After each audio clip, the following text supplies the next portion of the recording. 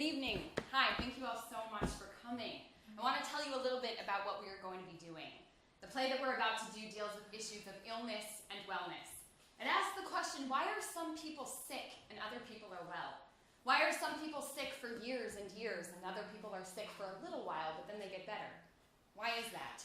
What is the difference between those people? This play is not about my mother and me. That is my mother there in that lazy boy recliner, which is where she spends most of her time because she doesn't feel well enough to get up and do other things, but it's not about her. It's not about how she's been sick for years and years and years, and I was sick as well, but somehow I got better. It's not about how she was able to heal the neighborhood, but she isn't able to heal herself. It's not about those things, but it does use those things as a vehicle for a multi-character theatrical exploration of issues of health and illness, both in the individual and in a community. Oh, Lord. Mom! I'm sorry. What is that thing about being around your parents that makes you act like a 13-year-old? Do you know what I mean? When you grow up and you start your own life, and you move away, and you do therapy, and you get some distance, and after a while you start to be able to see your family so clearly, and you think, wow, the next time I go home, I'm really going to be able to help them out. But then when you get home, what you realize is that your parents live in an alternate universe where your therapy has no power. Do you know what I mean? They're in a whole different reality. When I'm in my reality, it is so clear to me that there are things my mother could do to improve her health. I mean, I was sick as well, and I got better, so I know it can be done. But then I get back here, but this is not about me and her. This is a theatrical exploration of issues which are universal and for which we will occasionally be using my mother as an example, which is why I brought her here. This is my mother. Mom? Hi. Hi, Mom. How are you doing? Oh, I'm having such a bad allergy day. I can't focus on anything. I think there's a storm front coming through, and I just can't keep my eyes open. I couldn't even get through the paper, and I didn't get any sleep today because the phone started ringing about 10 a.m. this morning, and people kept calling me all through my prime sleeping hours. Oh, darn, did I forget to take the ice skating? Oh, criminy nitwit, I can't believe it. Oh, wait, I think I set the VCR upstairs to tape it. Oh, hello? You didn't tell me there were people here. Oh, hi, how are you doing? I'd offer you a more comfortable chair, but then where would we put the coats? Lisa, why don't you offer these people something to drink? I'm going to go up and check on that VCR. Oh, this hip, ow. My mother has been sick like that for as long as I can remember. For her whole life, actually. Well, I come from a family where everyone is ill. The presumption of illness is so strong in my family that it's the way we keep time. For instance, people in my family often say things like, now I know for a fact the warranty is not up in that dishwasher. I got it the winter I had congestive heart failure 7 times. Some people in my family have recognizable, identifiable illnesses like cancer and heart disease, diabetes. When I fill out forms with family medical history sections where you check off the little boxes, I check them all. Then there is the family mystery illness, the general inability to move, to physically cope, to stay awake. This is the prime malady suffered by my mother.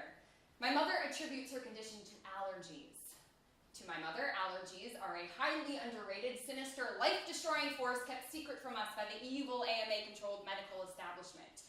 These days, her condition would probably be labeled chronic fatigue syndrome or fibromyalgia. Well, I didn't tape it up there either. Whatever it is, it has completely sapped her energy since she was a little girl. I'm just disgusted. Did you offer the people something to drink? No, Mom, they're fine. Lisa, what's the matter with you? What would you folks like? Mom, they don't need a Let me drink. go see what we've got. Mom, they don't need anything. Okay, let's see. We got Coke, we got Diet Coke, got some... Mom, they're Mom. I don't know if any of this stuff is any good. I buy it when it's on sale, and then it just sits here and sits here until People, we need it, no and then it's drinks.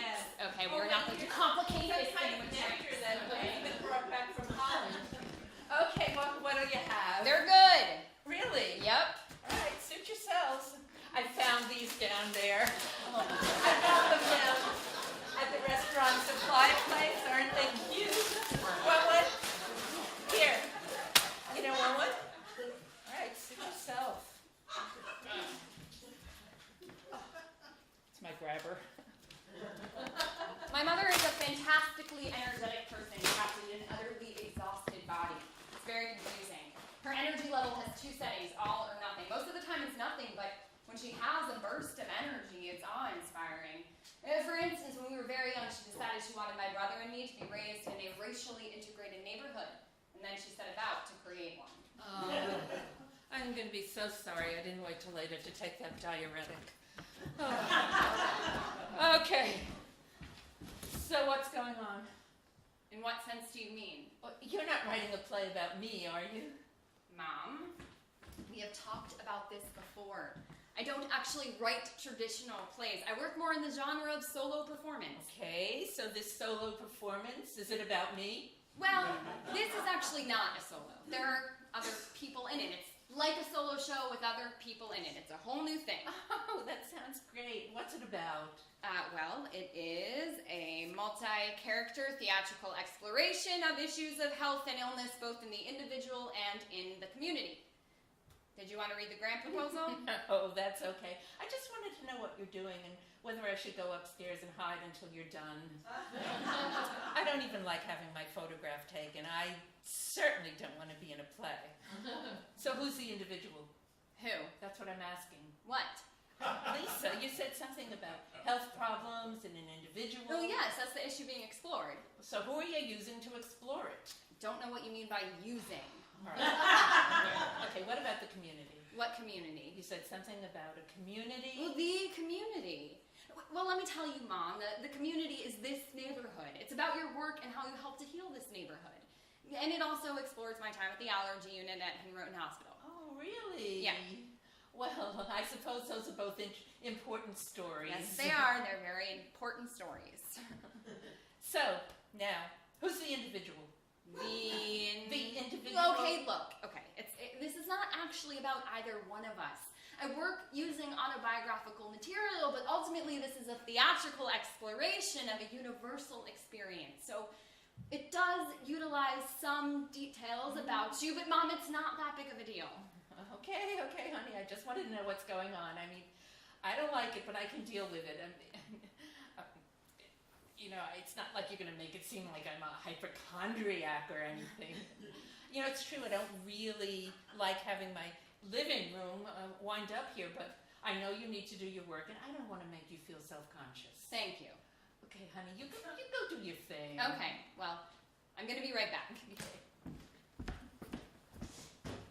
Just so you are aware, I understand that we are dealing with a couple of emotionally touchy topics here. There are certain things that we will be exploring for the purposes of this exploration that she and I have not actually ever talked about in life. In particular, my mother has a very different picture of what happened when I was a patient at the allergy unit and how and why I got better. And, well, I don't intend to get into that with her here because that would be walking into a big emotional minefield. What is happening here, of course, is not about me having a big, messy confrontation with my mother.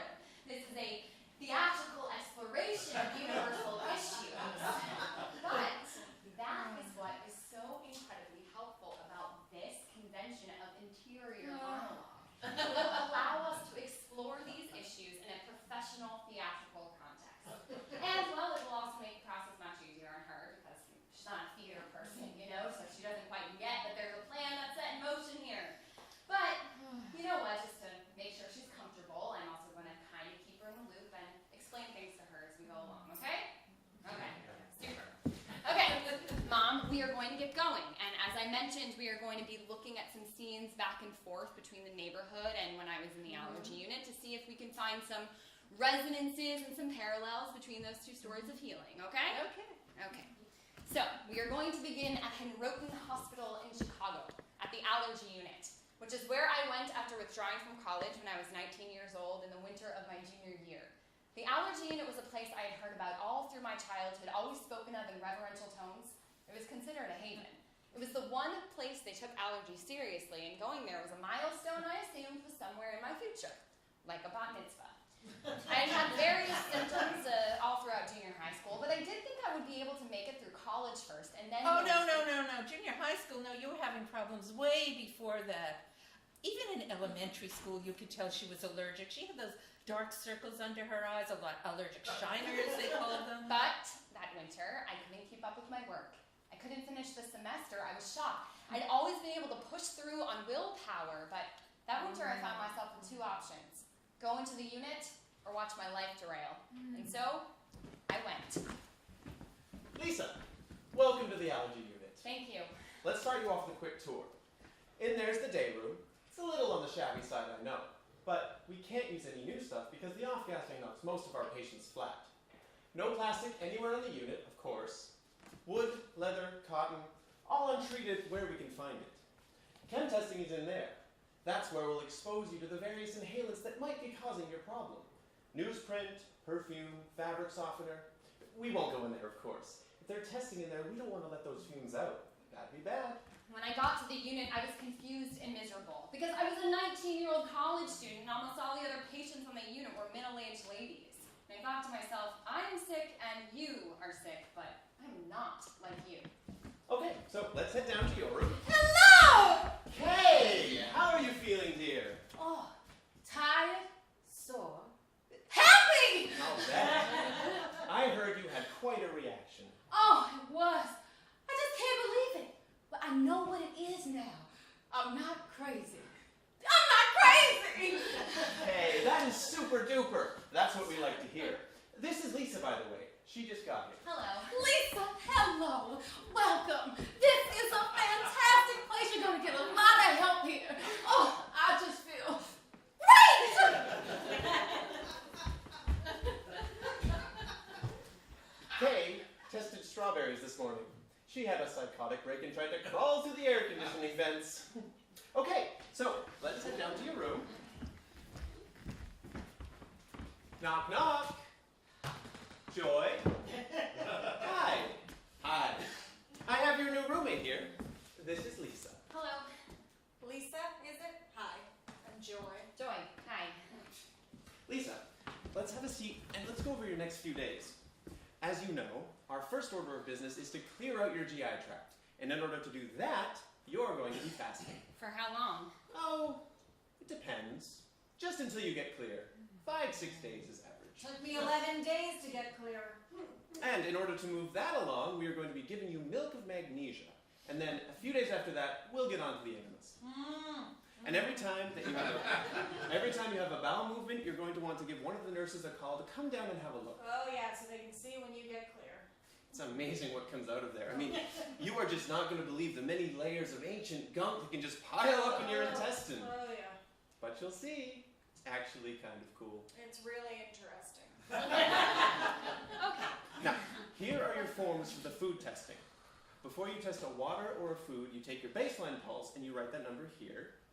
And then you take your pulse, and then you eat or drink whatever it is you're testing, and you take your pulse again after 10 minutes, 20, 40, and 60.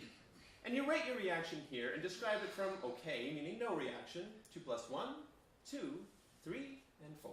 With +4 being the most severe. Oh, Here, let me show you what Joy's book. yeah. Thank you. Ah, there, now you see how Joy's done this.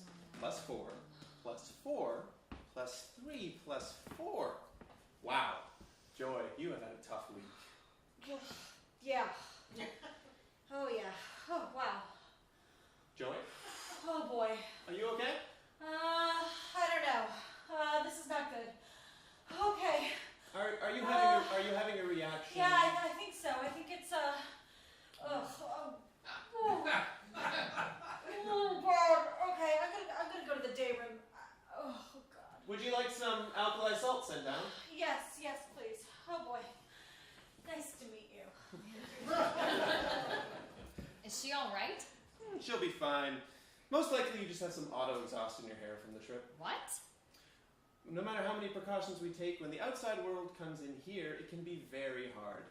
So, why don't we get you started on some milk of magnesia? How does that sound? Sounds fantastic. Just in case I was not clear about this, at the time that I went into the unit, I believed in allergies. In my family, we believed in allergies, and I did. We are a family that believes in things, like racial integration, for instance. I would say, actually, the two main things we believe in as a family are allergies and racial integration. In the same way that my mother believes that a whole host of symptoms often dismissed as psychosomatic, including her own inability to stay awake, are really caused by allergies, she also believes in the positive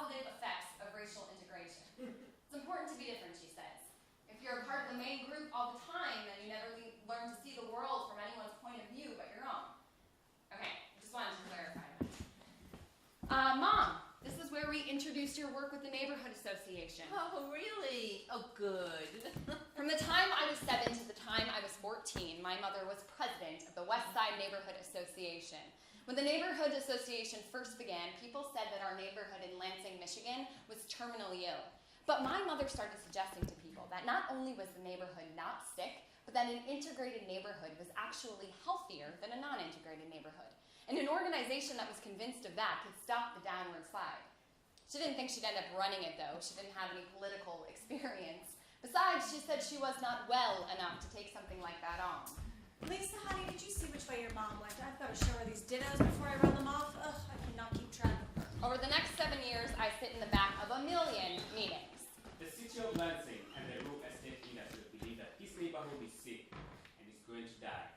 Because in their mind, there's no such thing as integrated neighborhoods. That's right. They believe that neighborhoods come in only 3 types: black, white, or changing. The houses in this neighborhood are beautiful. The streets are curvy. There are flowers on the boulevards.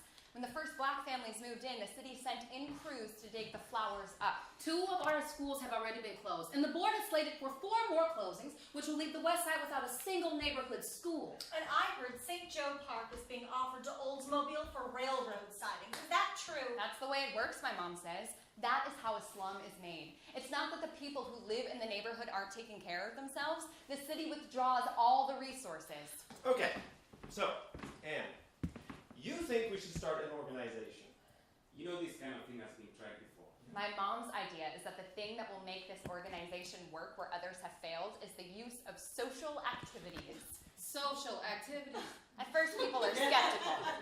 That's a very sweet idea, Anne, but people are very jealous of their time. They think she's really naive. Those kinds of things are a heck of a lot of work. My mom says it is a lot of work to organize all the volunteers, to make the Christmas caroling and the baseball games and the 4th of July parades happen, but that it is fundamentally important. Now, what's important is the political work. My mom says that social activities will fuel the political work. She says nothing is going to make people invested in fighting for this neighborhood than feeling that they're needed. That's a good point. Yeah, I can get behind that. Let's talk about the store. Let's talk this way. I never thought of that. Hey, could I talk to you for a second? What? Just, could you come over here? You're What going is to do it? a lot more about the neighborhood, right? We get some more, yes. Well, that seemed awfully compressed. Well, that was compressed. That was a montage. Well, was that supposed to be Howard and Jim? But sort of. Look, Mom, I know we're not getting into every detail, but what I'm aiming for is more the overall effect. The overall effect. Yes. Well, there were an awful lot of complications in 7 years, but okay. Yes. What else do you remember from that time? Oh! You think you're so big. Who was that? Oh. I think that was Lori Jones. Is that little girl who was so mean to you in grade school? Uh-huh. Oh my, is she in your play? Oh my God, I hope not. Okay, Mom, this next scene takes place at the allergy unit. Oh, Lisa! Lisa, oh, here you are. So, are you ready to do a water test? What do I have to do? Just drink this water. And then what's supposed to happen? Just wait to see if you're going to have a reaction to it. To water? Sure.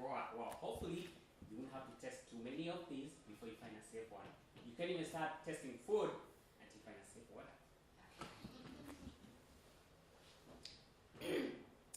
Delicious. Oh, good. So, head back to your room and fill this testing form. Alrighty then. Good luck. Thank you.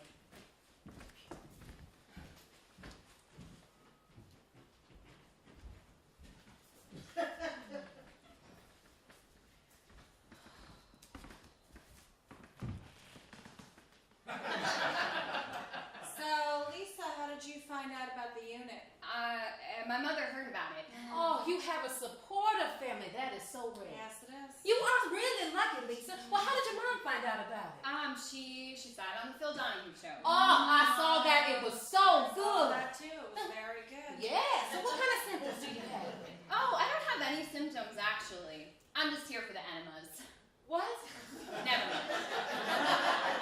Okay, I didn't get that. Was that a joke? I think Lisa is experiencing some withdrawals right now. Oh, right. The first days are so hard. Oh, yeah. I'm fine, actually. Oh, yeah. I bet once you're cleared out, you're going to feel a whole lot better. I'm fine. Well, you know, wringing your hands like that is an allergic symptom. Oh, well, no, I did not know that. See, I didn't have that, but I do have restless legs. Oh, I've heard about that. Oh, it's horrible. Well, what are your symptoms again? Well, I have trouble staying awake. Oh, yeah, that's very common. And I have some focus difficulties, concentration problems, that kind of thing. So So, common. come Ooh, do you have night terrors? No, See, I have night terrors. Are you sensitive to loud noises? I don't like loud noises. See, no, that's allergy. allergy. Do you have hair loss? No. Oh, I can see you don't have hair loss. Well, Joy does. Oh, I do. Oh, do you have chest pain? Joy has terrible chest pain. Oh, sorry, I have to go up.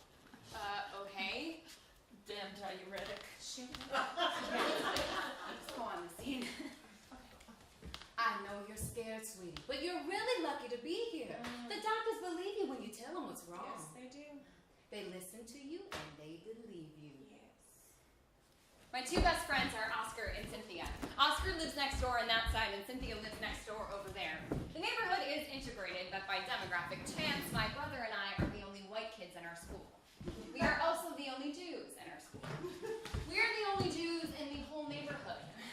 Well, we are actually the only Jews in our family, as a matter of fact, because my mother converted to marry my father, and my father left Germany by himself, and he doesn't have any relatives anymore, which makes us feel incredibly special in spite of the assumption that in the Midwest, although you might be a Jew, you're also still a Christian. Judaism, as you know, is viewed in the Midwest as a kind of accessory that you wear on top of your Christianity. In any case, it's important to be different, my mother says.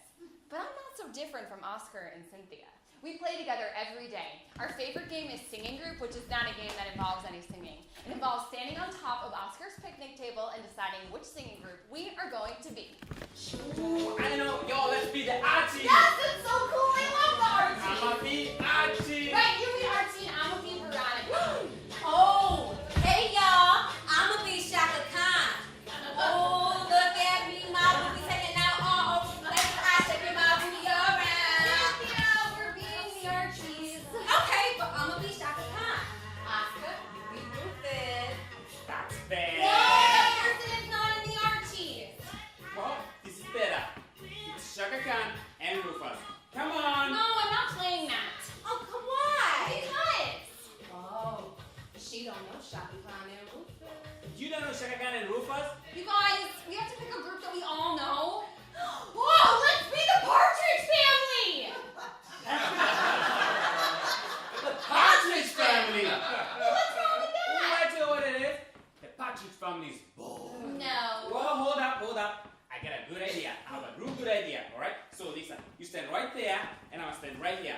This is a real good game. It goes like this. I call out, hey white girl, you call me back. Hey black boy, it's cool. It's a cool game. Okay, you start. Hey white girl. Hey, black boy. That is cool. See? They used to do Hey, this white thing girl. out Hey, there white of playing boy. weddings. You know, Hey, they'd white have these girl. complicated Mom, please stop discussions talking over about. the scene. Oh, sorry. We continue in our loud, cool voices until I hear my mother call me. I go into the back hall. I hope she tells that wedding party so much. But firmly, that black boy is a term I am not to use again. I state the obvious, but he is a black boy. Yes, she tells me, but that is a term that has been used historically to insult black men, and it's hurtful. I don't have the vaguest recollection of saying that. I mean, it's true. Of Also, course, it's it's true. But not I hurt. remember Lisa, saying it. But then, of Lisa, course, you cannot Lisa use that. remembers so many things differently from the way that I Mom, remember. please, shh. Oh, sorry.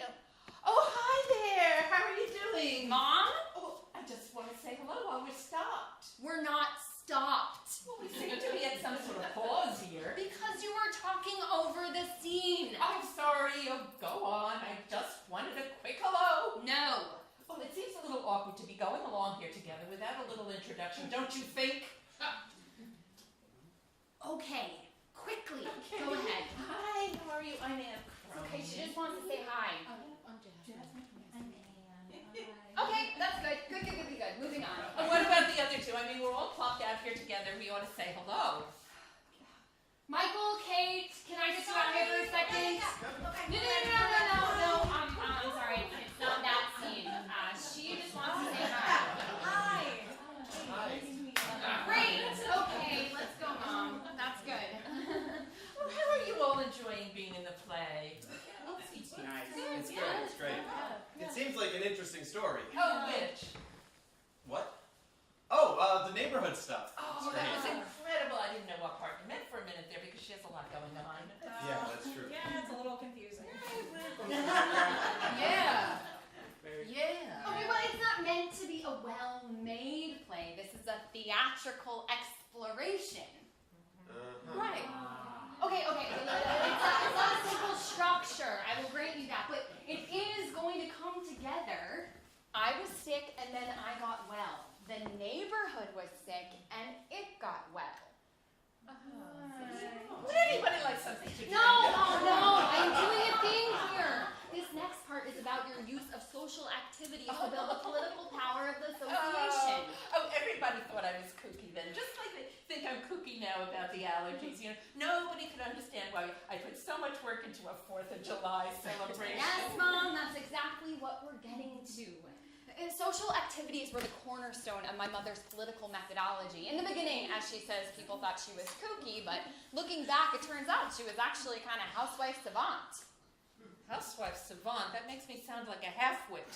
The biggest of the social activities was a big 4th of July parade that ended in St. Joe Park with a big potluck Oh, you have to supper. tell me about the carnival. We had a beanbag Yes, toss. thank you, Mom. I was getting to that.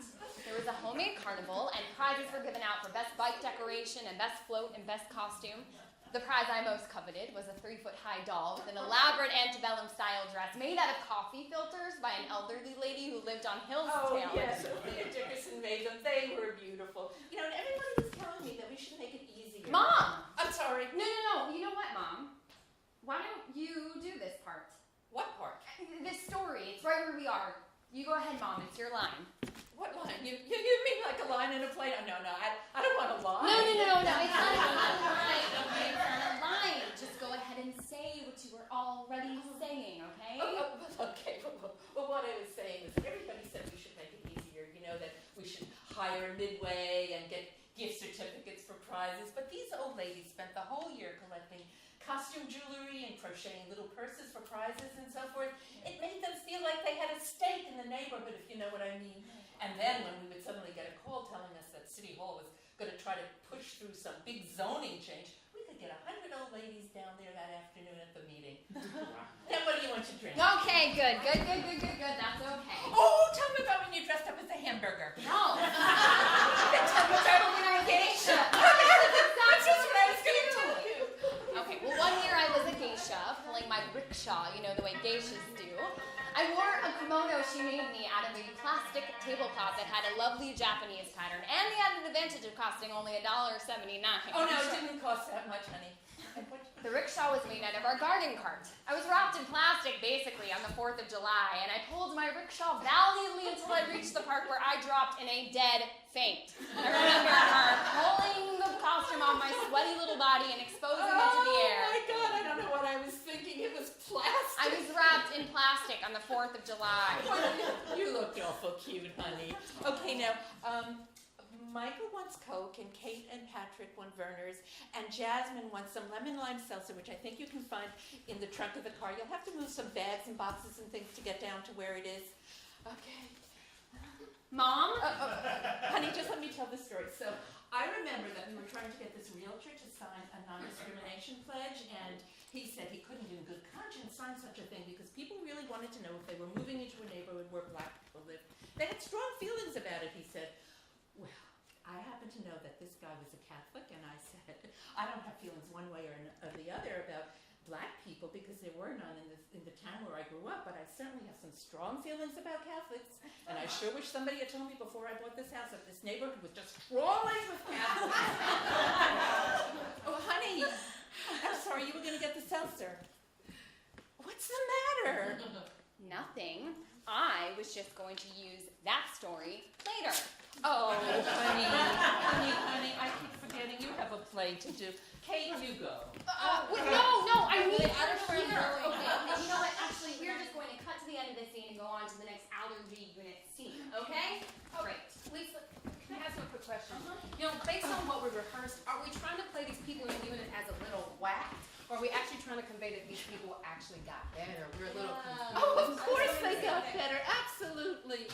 Yeah, Lisa certainly certainly did. Really? Oh my, yes, she was awful before she went in. It was heartbreaking. Why don't you two just move through it the best you can right now, okay? You know, when I had to drop out of school because I was so sick, nobody knew anything about the allergies. One doctor told me I had mono 6 times. 6 times. God, hold on a second, Lisa. What's wrong to your mom?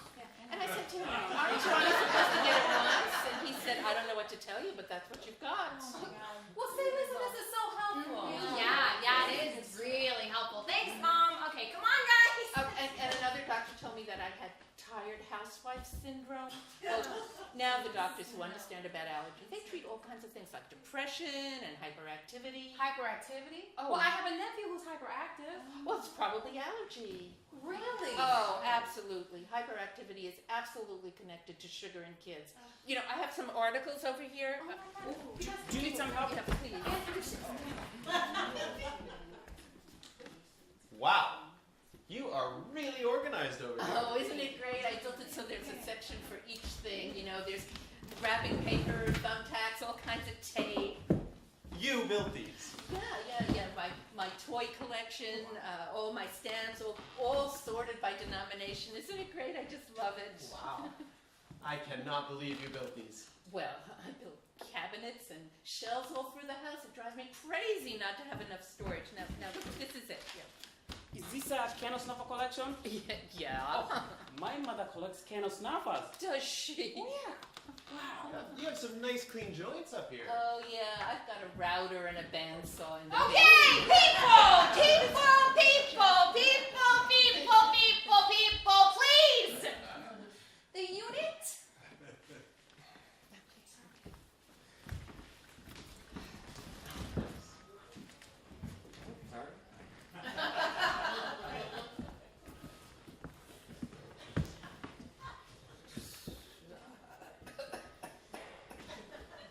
You have made some great progress in these past few days. Really? Yeah.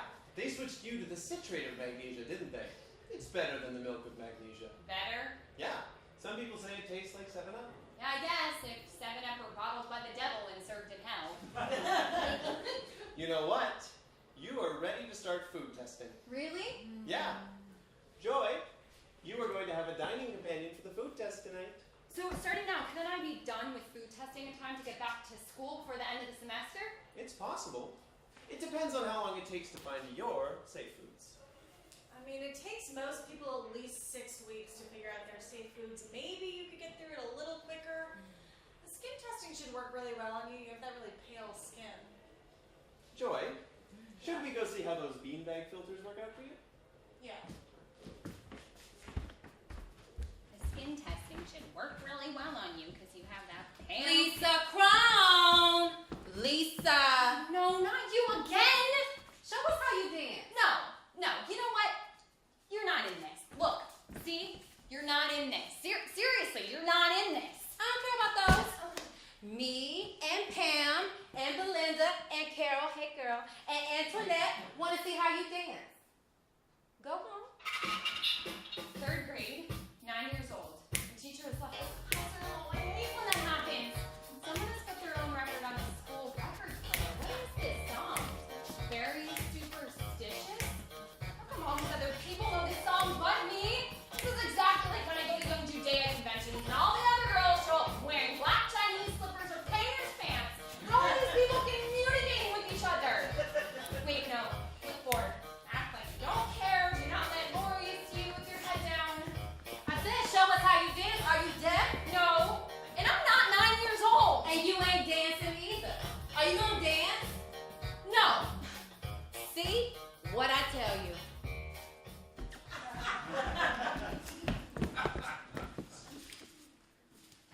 Oh, Lisa! Lisa! Oh, here you are. So, are you ready to do a food test? Oh, yeah. Yes. My first food test.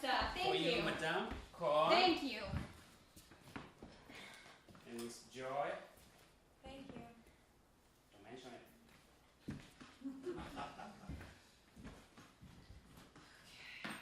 Starting pulse 66. Baseline +1 level irritability. Starting pulse 68. Baseline symptoms. Don't know. I feel pretty good. What are you testing, Joy? Broccoli. Oh, that sounds good. Is it good? It's fine so far. Oh my god. Oh my god. This corn is so good. It's just so good because it's organic and because I haven't eaten anything in 6 days. Oh my god, this is so good. You know, chances are, if you really love a food that much, you're probably allergic. Is that right? Yeah, well, it's obvious, you know. If you love it and you can't stand the thought of living without it, or you can't stand the thought of it, period, you're probably allergic. All right, 10 minutes. Pulse 68. Still feel okay. Pulse 75 plus 2 level irritability. You know, I think I might be all right with corn because I don't feel anything different so far. Really? Well, you'd be very lucky then. You'd be one of the only people who doesn't react to corn. Corn is in everything. Corn syrup is in everything. But you would know if you were having a reaction or not. The accuracy of this testing is completely up to you. No doctor is going to hold your hand through it. It's all about honest self-assessment of your reactions. 20 minutes. Pulse 68 still. Paranoia? No. Joy is picking on me. I'm fine. Pulse 79. Intense feelings of aggression towards roommate. Cannot control it. Plus 3 level irritability. Lisa, I hope you're not too worried about gaining back the weight you lost during your fast. Okay. Can I get a nurse in here, please? I think I'm having a reaction. I need to be neutralized. Boy, oh boy, oh boy, oh boy. Are you all right? Yeah. Okay. Is she okay? She's fine. Yeah, it's just this place in my back when I move a certain way, it's like being stabbed with a poker. Do you want me to get you a pill or No, something? no, no. She said she's fine. So. I'm gonna take a painkiller. If I could just reach that glass of water, which is just a little bit out of my reach, and I couldn't get it unless I get up out of this chair, which I really don't want to do right now. Here. You okay? Oh, thank you. Gosh.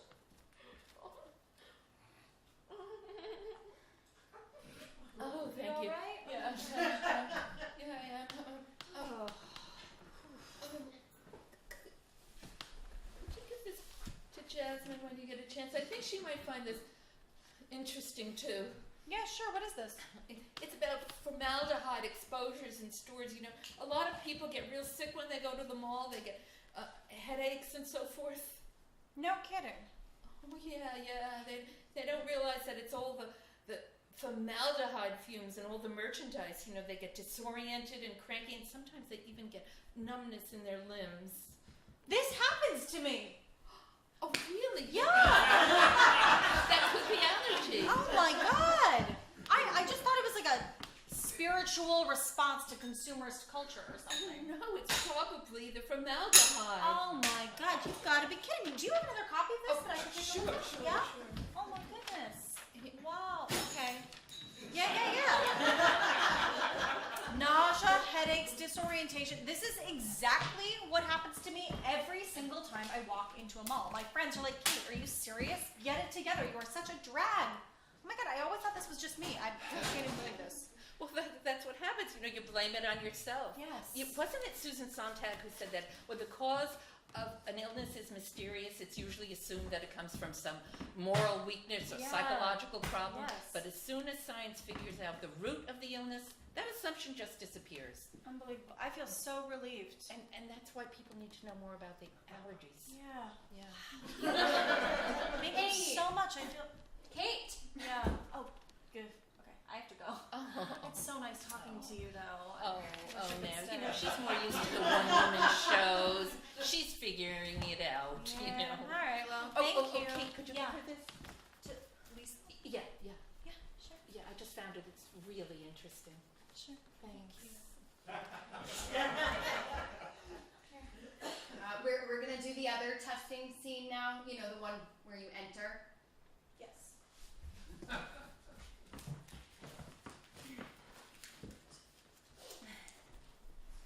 Hey, Joy, where have you been? I was chem testing today. Yeah, but they took you away hours ago. Have you just been in the chem test room all this time, sniffing little bottles of... What do they have you testing today? Formaldehyde. Don't you mean phenol? Yes, sorry, phenol. Right. Have you just been in the chem test room all this time, sniffing little bottles of phenol? No. Okay, well, you missed it here. I tested yeast. How'd you do?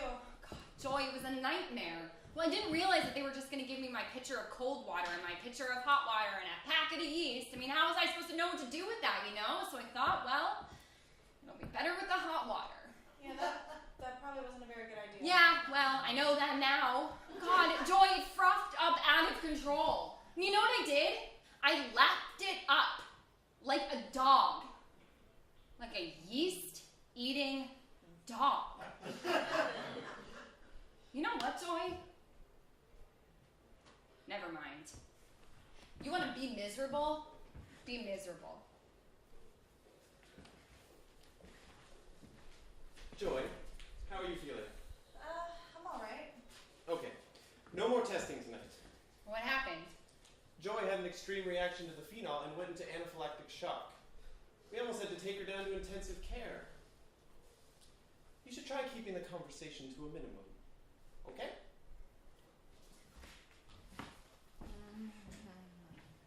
Joy, I'm sorry.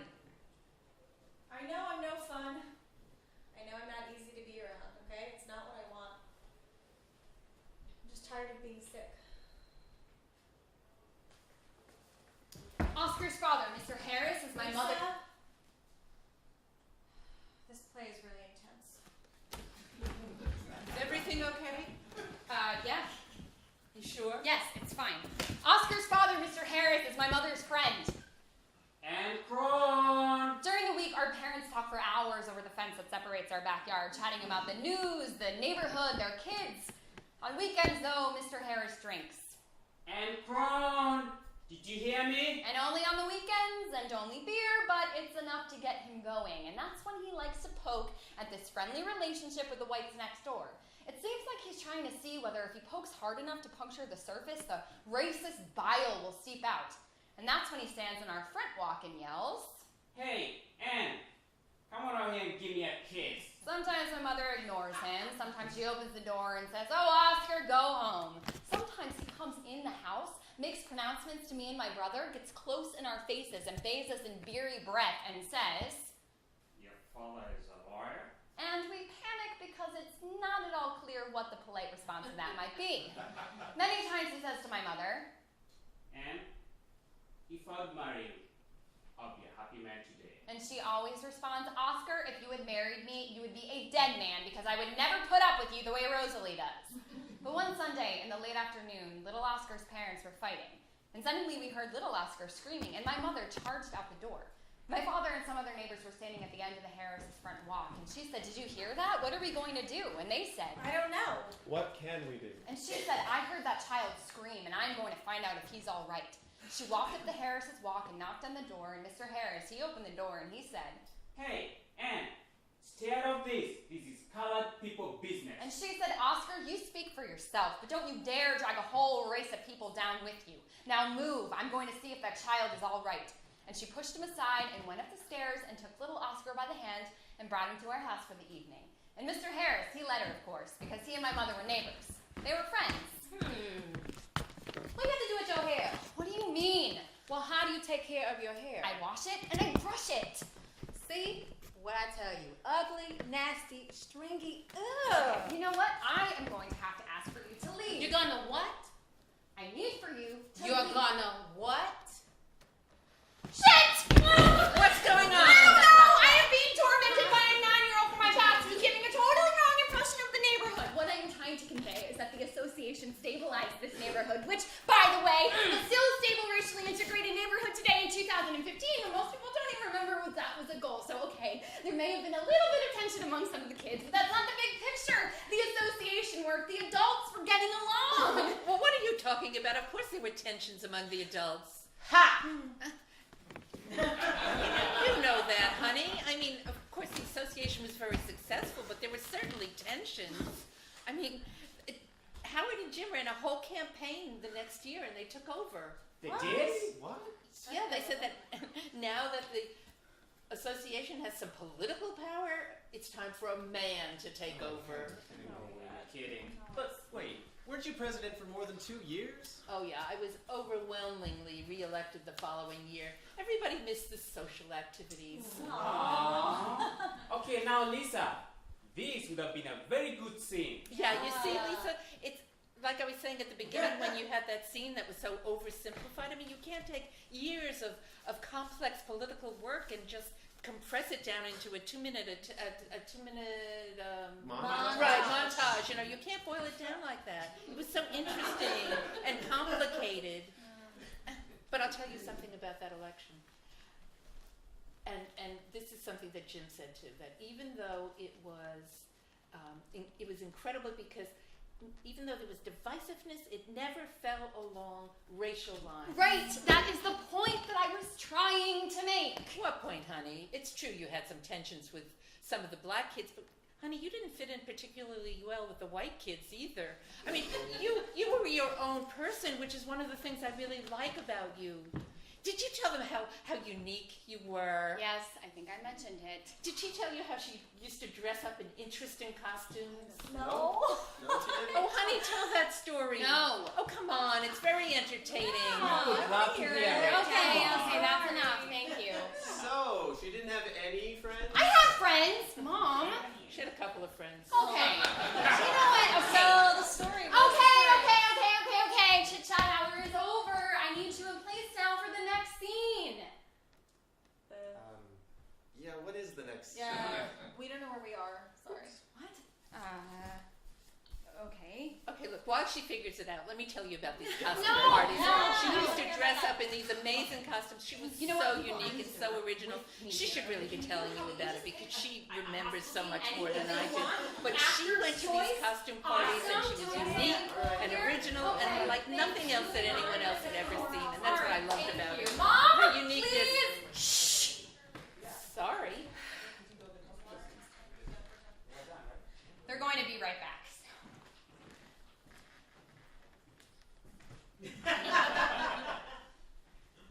They're coming right back.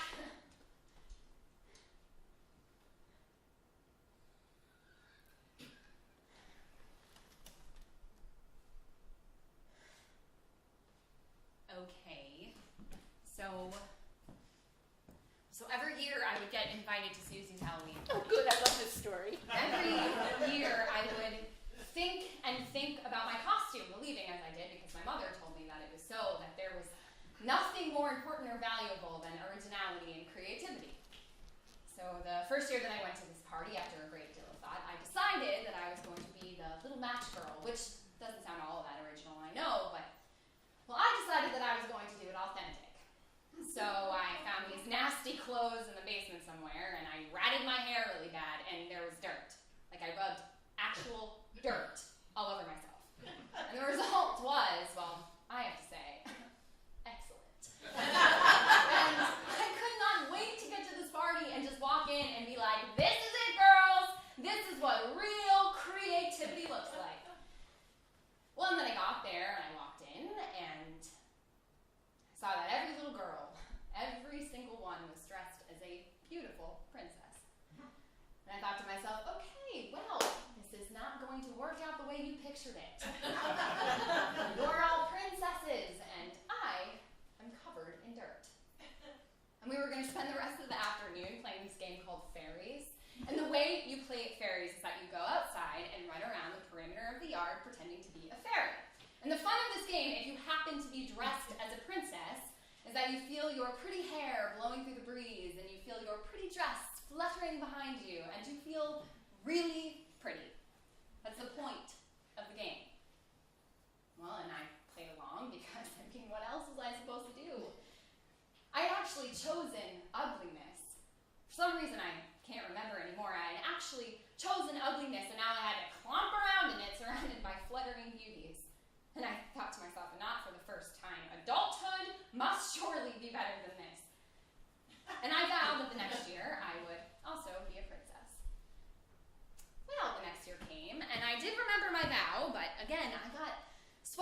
again in this desire of how fun it would be to do something original and creative.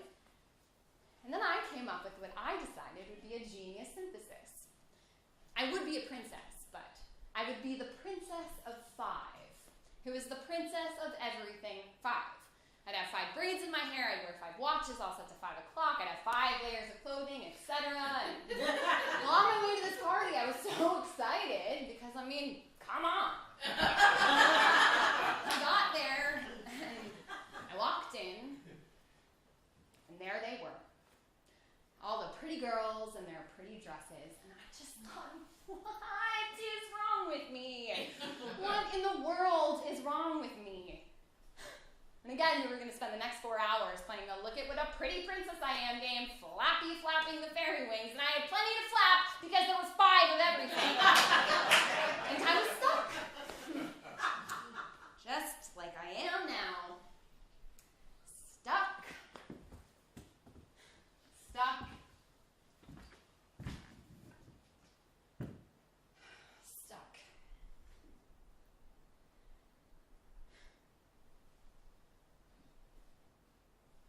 Well, I did have 2 friends, though, Beth and Anne, who shared my desire to be original and creative. We met in the 5th grade when the association instituted a voluntary busing program. This is before the court-mandated busing, and this program brought a few more white kids besides me and my brother in a Main Street school. The 3 of us hit it off immediately, partly probably because we were all the daughters of progressive whites, but more to the point, I think, probably because of our shared interest in Laura Ingalls Wilder. Although probably a better word would be obsession. The 3 of us read and reread and dissected and discussed all of her books, and at some point we realized that we could take our love for our idol to the next level and actually dress like her. And at that point we got our mothers to sew us prairie dresses, just like Laura Ingalls Wilder actually wore, made out of calico, and of course with sunbonnets. First day we wore these dresses, we spent the most incredible day in Beth's backyard, driving our teams of oxen and fighting back prairie fires, and it was incredible.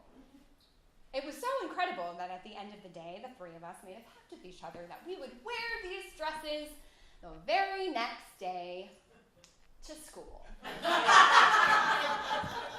Well, I remember that day. I remember how walking up the wide sidewalk to the school door, I started to feel a little queasy. I remember how entering the hall, a voice in my head began to scream, "Mistake! Mistake! Mistake!"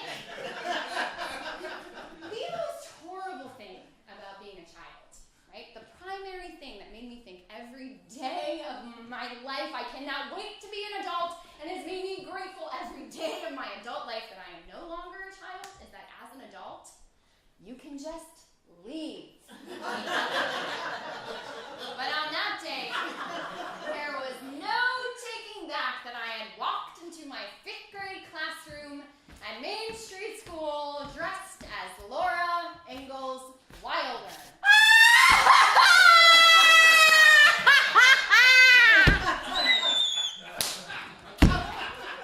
Okay, I would like to make something clear. I would like to just make it clear that Lori Jones is not representative of my experience growing up in this neighborhood. Kronberger! You're a Kronberger! You know that? Kronberger! Lori Jones' presence does not make clear that growing up in this neighborhood, wrong yet? growing up in this neighborhood was a positive, Well, how come you don't answer me? was a positive experience. But Lori Are you Jones deaf? is not helping to establish I that. said, are you Seeing her deaf? is going to play into Huh? some stereotypes that Huh? you might already be holding. Huh? Ollie, stop it! Oh, I can't believe I'm getting beat on my own plane. This is You absurd. cut that out. Shame on you. I don't care about your stupid play. What are you gonna do about it? Because I was in your stupid life. You scoot. I know for a fact your mother doesn't abide by that kind of rudeness. Now, you scoot. Yes, ma'am. What are you looking at? Stupid white girl. Stupid girl act like she's scared of me, so I give her something to be scared of.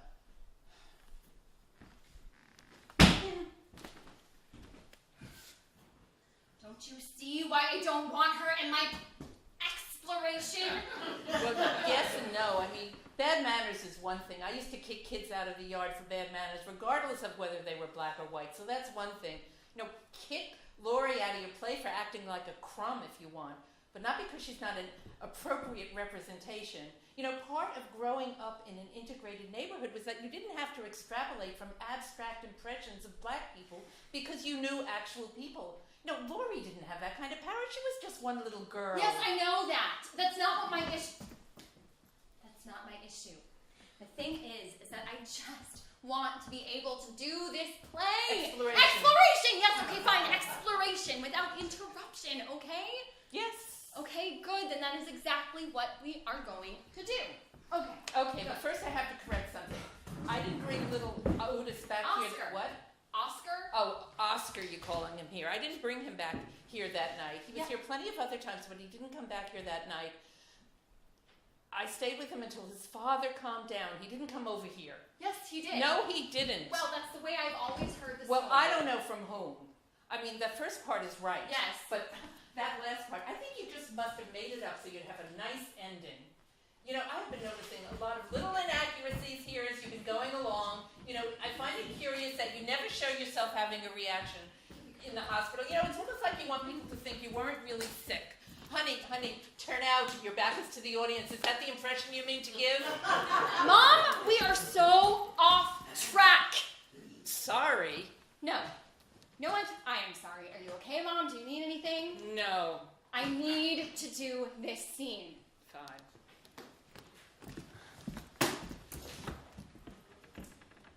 Hey, Kay. Oh, hello. Is your cousin coming to pick you up? No, my sister. Oh, that's good. Yeah, I guess so. No? Do you think you're having a reaction? I don't know. Maybe. I guess. Do you want me to get you some alkali salts? No. Lisa. It's not fair. I don't want to be sick. My sister's cleaning up my house for me, getting my safe room ready. She's good to me, but I can't help it. I don't want to go through my things. I don't know. No. I'm not having a reaction. I'm angry. I'm so angry, Lisa. I know she thinks that if she were me, she would be better. But you know what the problem is with being sick? It's that you're sick. People who are healthy think they know how you can get better because when they imagine what your life is like, they imagine having your sickness on top of their health. They imagine that sick people have all the resources that they do and they're just not trying hard enough. But we don't. Well, I don't. I don't know it. I know she's only trying to help me, but I can't help it. I think you suffer for just one day the way that I do. I want you to feel like this for just one day. Then you tell me how to get better.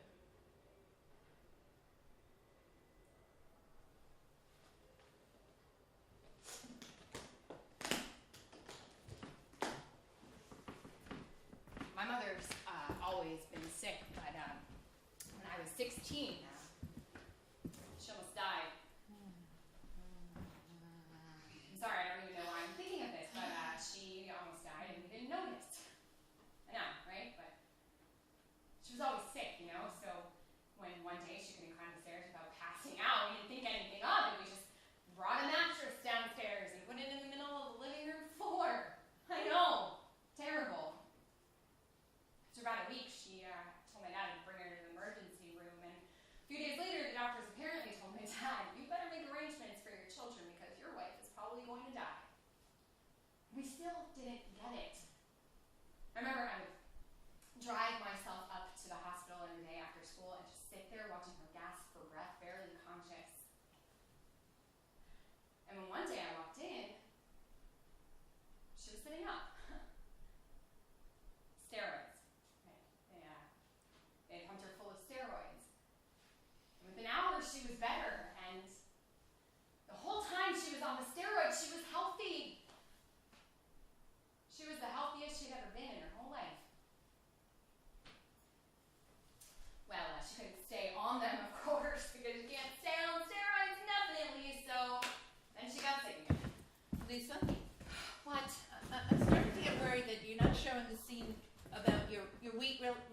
she had a big wheat reaction in the hospital. Remember how you were crying and crying until they neutralized you? Yes, I remember it. Well, are you going to tell that part of the story? I mean, I haven't seen you tell that part of the Okay, story. well, the thing is, Mom, that this is not about me, and it's not about you. This is a theatrical construct. Well, whatever it is, I don't see how they're going to understand how you learn to cope with the allergies unless you show them what happens. Well, I to you really in the have unit. given some thought to what I'm doing. Well, here, I would assume if you so, but so far I appreciate haven't it, let seen me do anything that. about the unit and what happened there.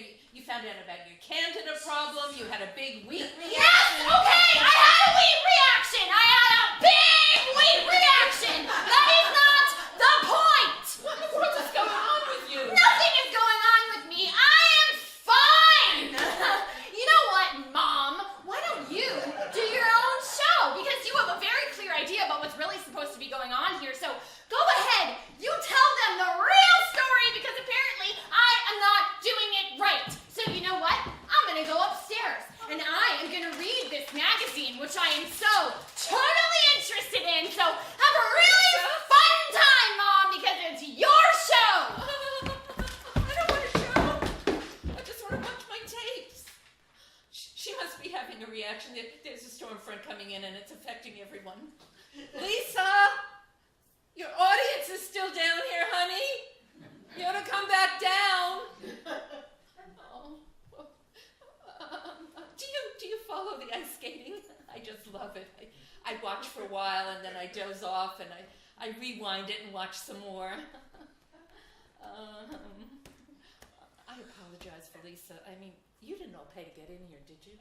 Oh, this is terrible. Well, let's see. As you may have gathered, I really don't like being on display in front of a group, although I did do a lot of it when I was doing the association, which is really funny because I was really a very insecure person for most of my life. But there was something about that work that I felt so sure about, you know.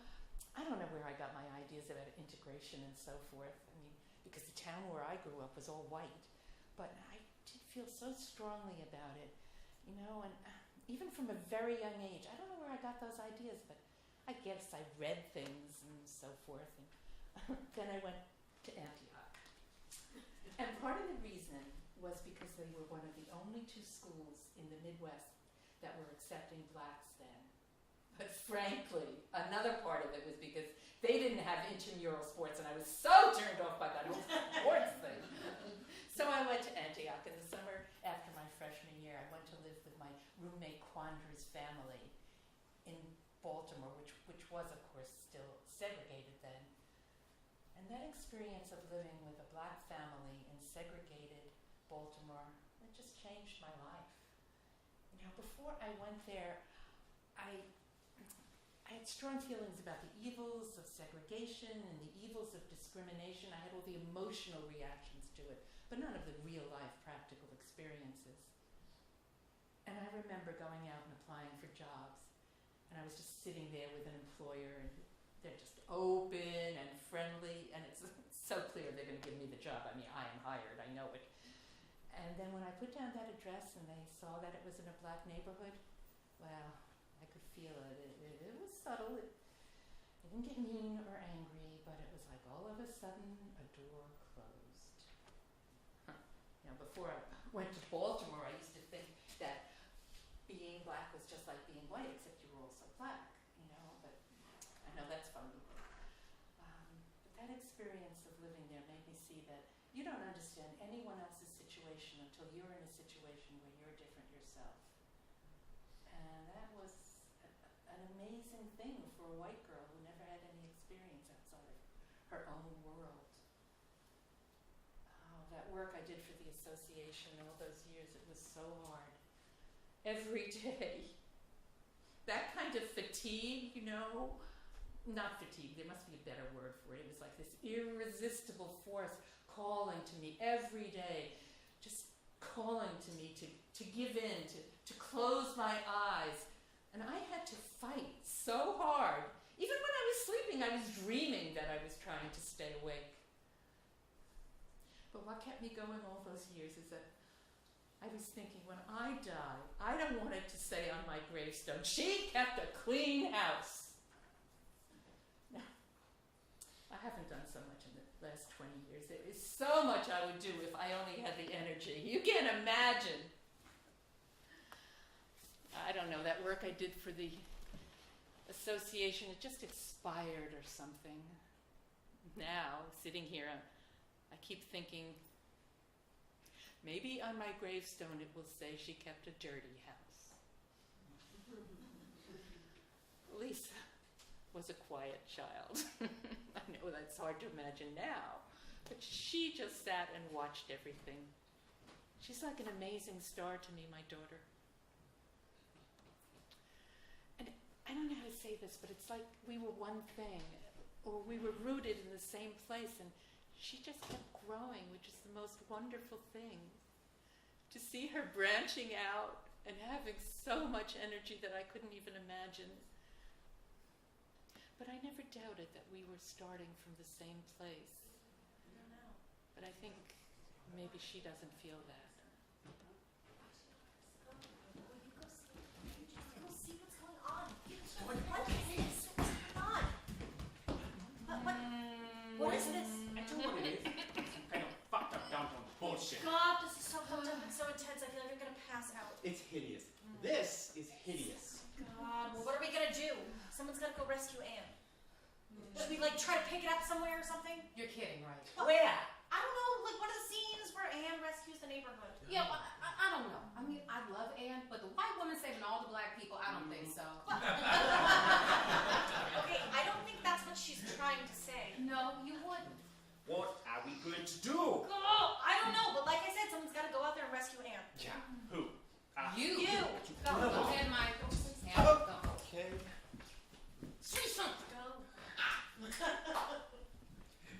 We apologize for this. We really don't have anything to do with it. We were paid to be here? Thank you. That was some I'm bullshit! sorry, okay? I don't know what to do. Well, I'm in it. Well, now what are we gonna do? Should we just leave? Hey, No. can we do that? No. What? Who is the equity deputy? I don't know. You are Hey I guys, don't want to do it. yeah, sorry about that. I got a little trip there. Okay, we're actually gonna pick it up. Oh, here we go. Here Here we go. Lisa, wait. What? What are you doing? We're gonna pick it up. Scene 12. No, Lisa, this What? is no. We can't just go on with the scene. You just left your mother stranded out here on the Yeah, other this stage. is really uncomfortable. Yeah. Very. Okay, well, I know this hasn't exactly worked out the way I said it would. Oh. Yes, no, I know, I get that. I realize that we got off track here, but I will deal with it. I promise I will take care of her, but after we do this scene. I can't. What? No, No. yes, you can. No, I can't. I can't do it. I know this sounds crazy, but I love your mother. I feel seen and understood by her in a really deep way, and this does not feel okay to me anymore. I'm serious. Like, your whole setup here is completely manipulative and wrong.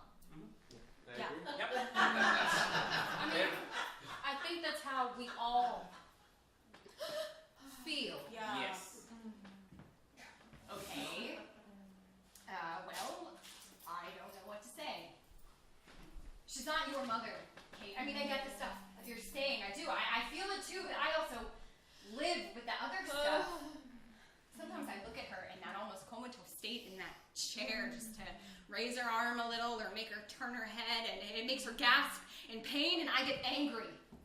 She can't walk, she can't move. Oh, and then moaning! Oh, that moaning drives me crazy. Does it not drive you crazy?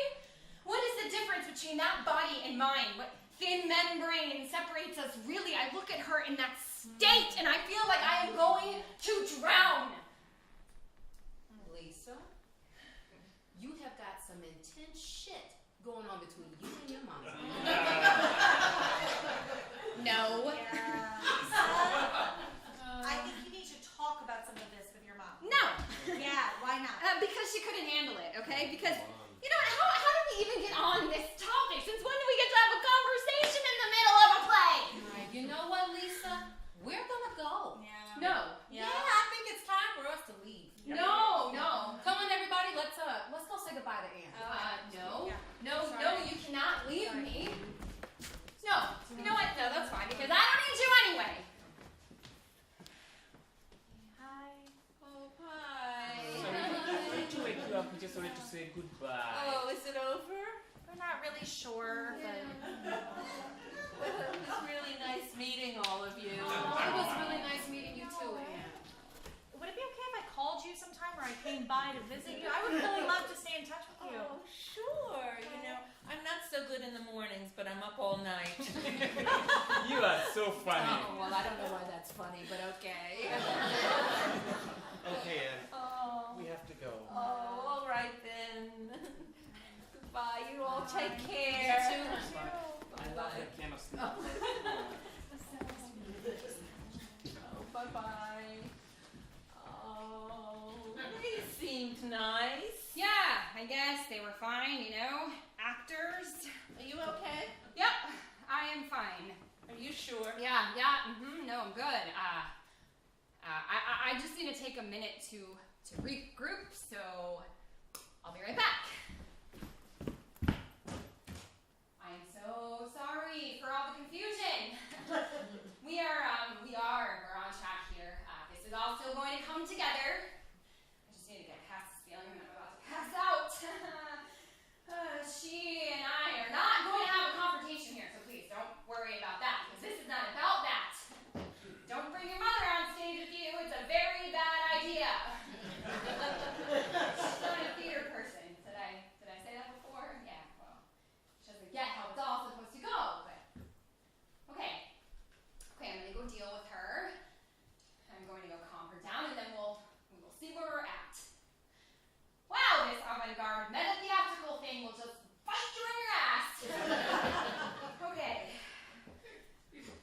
I'm gonna calm her down. Okay. Hey. Hey. So there is another neighborhood scene. I just have to figure out how to do it. Do you want to just say whatever it is you're afraid to say to me? What? Because frankly, I'd rather you said it out loud, whatever it is. Okay. Well, thank you. That's good to know. I will be right back. What am I supposed to say to her?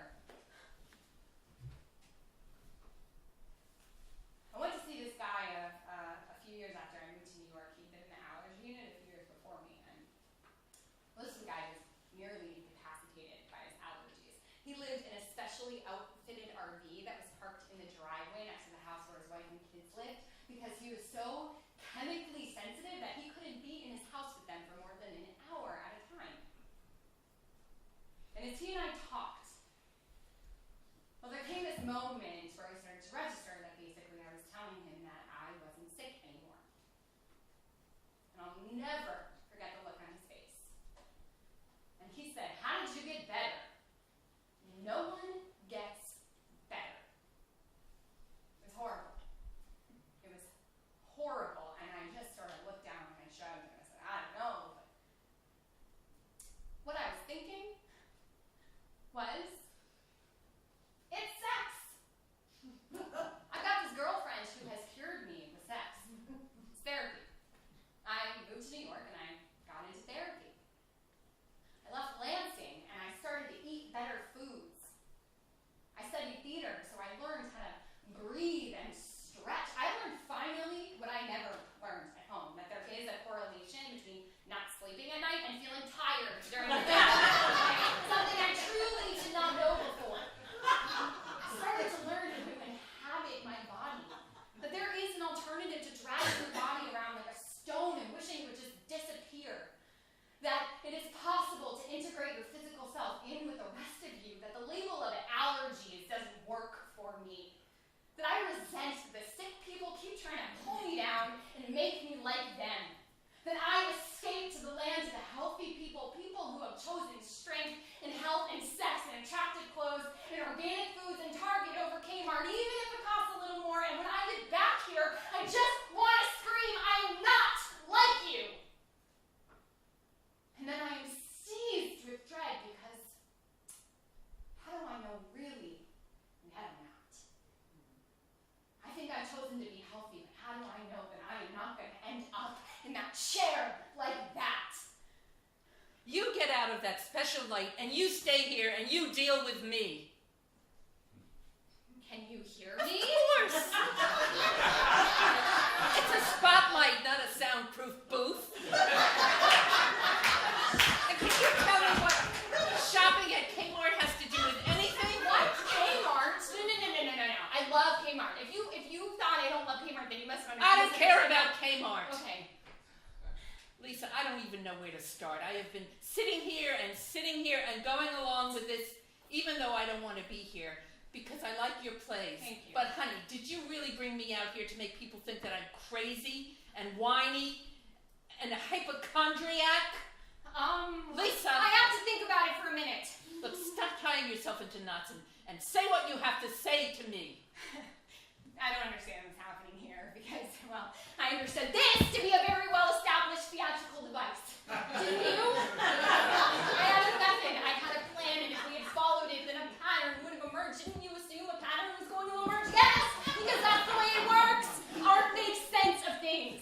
This is not about you and me and talking. This is about a bigger sense of making things make sense and finding a pattern that will make things make sense. Don't you see what's happened now, Mom? Because you keep interrupting? Because you keep leaving all sorts of important things Well, out. of course I've left things out. You can't include every single thing. Okay, it's true. I did. I left things out. Okay, I didn't tell you, for example, about the woman who was my roommate after Joy. She had horrible arthritis. When she came into the clinic, her hands were totally knotted like this. And during her fast, her fingers straightened. She would just sit there on her bed staring at her open hands. There was an autistic girl there. She was about 6 years old, and when she was cleared out, she stopped being autistic. It happened when I was there. I saw it. So, okay, yes, guilty, I did. I left things out. Why? I don't know. Because I don't know what I am doing. Because I should have gone to graduate school. That's why. Lisa, I'm about ready to come over there and wring your neck if you don't I just say what you have to can't. say. I have Yes, nothing you to say. can. The whole thing has gotten out of control. Just say what you need to say. How can you let this happen? Why can't you make yourself well?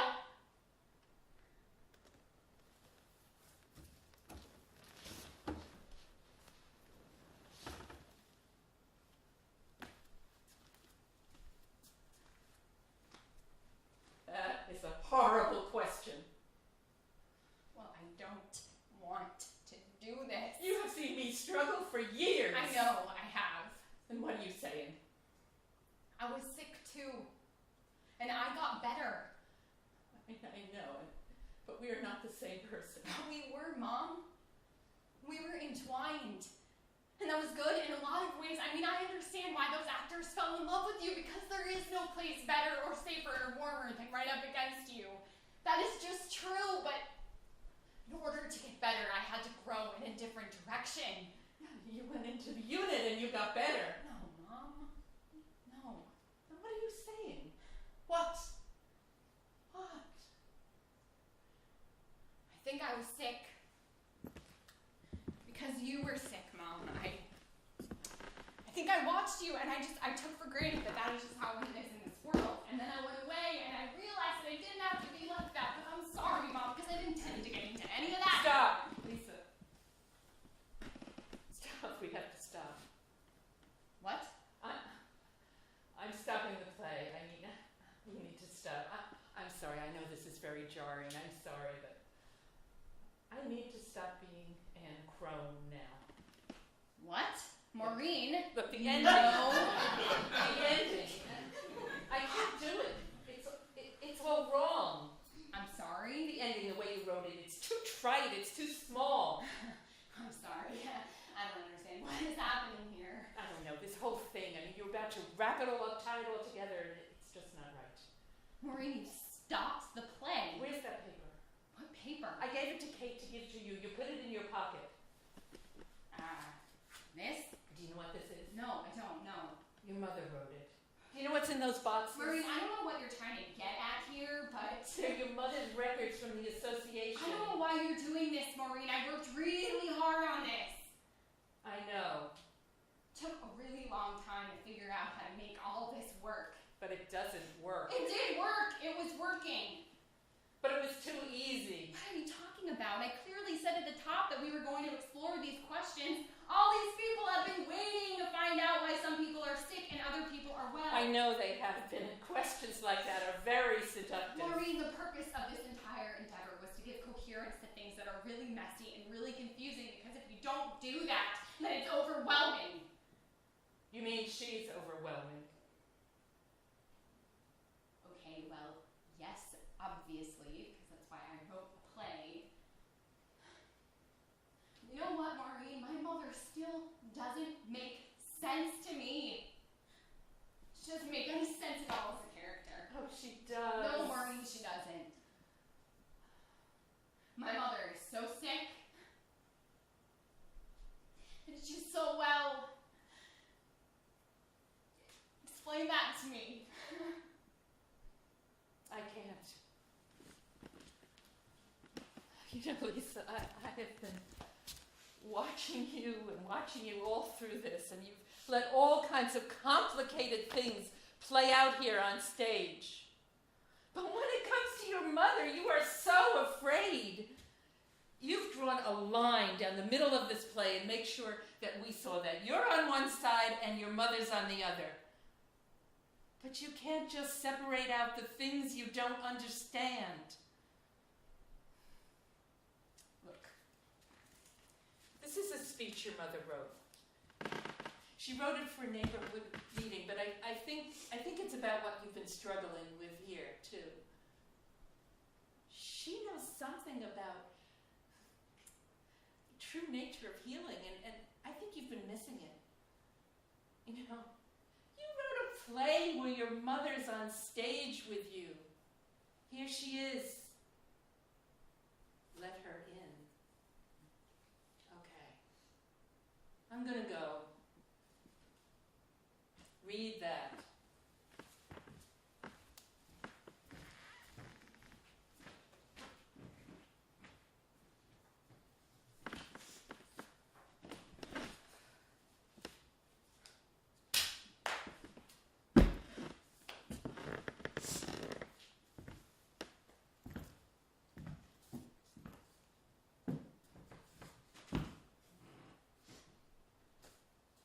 Okay.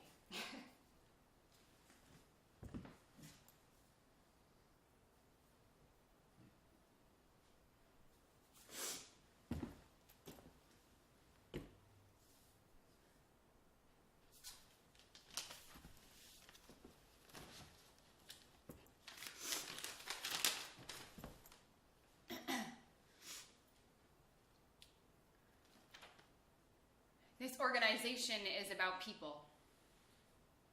It's about busy people and lonely people. Happy people and frightened people. Young people who want a good life for their children and old people who want to know that somebody cares. People so busy that they don't have time to wonder if anything they are doing is worthwhile, and people who face day after day of having nothing to do but wish that someone might need them. This is the purpose of integration. This is what integration means.